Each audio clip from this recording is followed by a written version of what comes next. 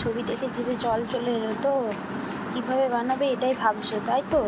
তো চলো দেখে নাও কীভাবে বানাবে এই রেসিপি। মজাটা আলাদা। ওই হাতে রান্না করে খাওয়া মজাটা আলাদা। না না, বরের হাতে রান্নায় আলাদা মজা।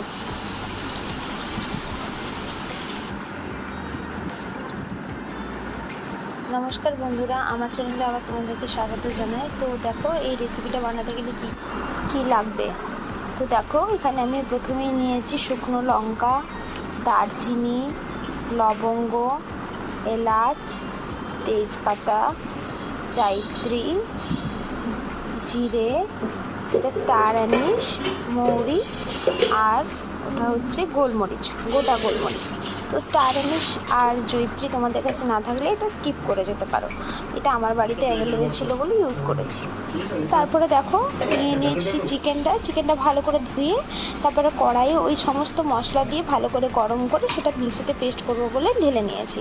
এর সাথে মেশালাম একটুখানি নারকেল কুচি। তারপরে দেখো পেঁয়াজ কুচি কুচি করে কেটে নিচ্ছি, আর এর মধ্যে আদা রসুন দিয়ে পুরো মশলাটাকে সুন্দর করে পেস্ট করে নেব। এবারে দেখো কড়াইয়ের মধ্যে তেল দিয়ে তার মধ্যে কেটে রাখা টমেটোগুলো দিয়ে দিলাম। কেটে রাখা টমেটোগুলো দেওয়ার পরই এটাকে নাড়াচাড়া করার দরকার নেই, জাস্ট ধুয়ে রাখা চিকেনগুলো ওপরে সুন্দর করে দিয়ে দেবো। এই তেলের মধ্যে টমেটো দেওয়ার পরে তেলটা একটু গরম হওয়ার পর টমেটোটা দিতে হবে। টমেটোটা একটু গরম হলে তারপর এই মাংসটা দিয়ে দিতে হবে। চিকেনটা ভালো করে ওপরে সুন্দর করে দিয়ে দেওয়ার পর তার উপরে দিয়ে দিতে হবে পরিমাণ মতো লবণ। তো লবণ যে যেমন খাও সেই অনুযায়ী দিতে পারো। আমরা মোটামুটি ওই হাফ চামচের মতো লবণ দিয়েছিলাম। তো এই রান্নাটা অ্যাকচুয়ালি আমার হাজব্যান্ড করছিল আর আমি পুরো ভিডিওটা শ্যুট করেছি। তো এই রান্নাটা তোমাদের কেমন লাগলো আমাকে জানিও, আমার হাজব্যান্ডের এটা স্পেশাল রেসিপি। তো দেখো এটা মোটামুটি চিকেনটা একটুখানি বয়েল হয়ে গেছে। তো এবার কড়াই খুলে খানিকক্ষণ নাড়াচাড়া করতে হবে। তো তারপর দিয়ে দিতে হবে পেঁয়াজ। তো পেঁয়াজ আর কাঁচা লঙ্কা দেখো সুন্দর করে ভেঙে ভেঙে দিচ্ছে মানুষ। তারপর এটাকে একটুখানি নাড়াচাড়া করে তারপরে উপরে ঢাকা দিয়ে দেবে।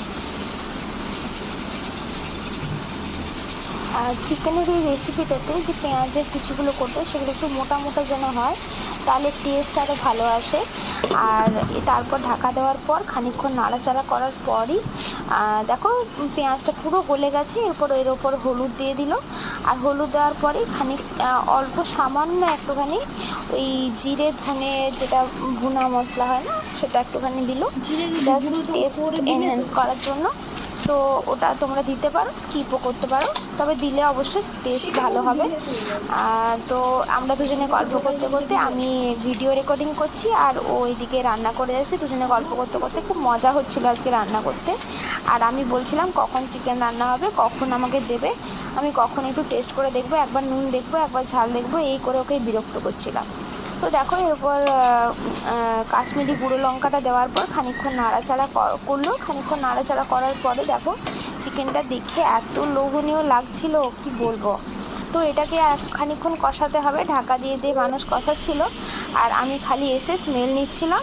আর এত সুন্দর টেস্ট স্মেল হয়েছিল, স্মেল দেখেই মনে হচ্ছিলো যে খুব সুন্দর টেস্ট হবে। তো আর কিছুই না, চিকেনটা ঢাকা দিয়ে দিয়ে মাঝে মধ্যে একবার করে নেড়ে নেড়ে এসে দেখতে হচ্ছিলো, ব্যাস। তারপর এরকমভাবে কষাতে কষাতে চিকেন হয়ে গেল রেডি। ওপরে ধনেপাতা ছড়িয়ে দিলাম আর তারপরে গ্যাসের ফ্লেমটা অফ করে দিলাম। চিকেন আমাদের একদম রেডি। তবে এটা আমি অবশ্যই টেস্ট করে দেখবো যে চিকেনটা কেমন হয়েছে আর নুন টুন ঠিকঠাক আছে কি না সেটা দেখার জন্য কিন্তু আরেক পিস এক্সট্রাও নেব। তো তারপর প্লেটে সার্ভ করে নিলাম এত সুন্দর টেস্টি ডেলিশিয়াস চিকেন। তোমরা যদি খেতে চাও অবশ্যই বাড়িতে বানিয়ে দেখবে এবং টেস্ট করে দেখবে। আর খুবই ইজি রেসিপি, কোনো ব্যাপার না, গল্প করতে করতে হাজব্যান্ড ওয়াইফ আরামসে বানিয়ে নিতে পারবে। তো এই রেসিপিটা যদি তোমাদের ভালো লেগে থাকে অবশ্যই তোমরা লাইক শেয়ার কমেন্ট সাবস্ক্রাইব করতে ভুলো না যেন।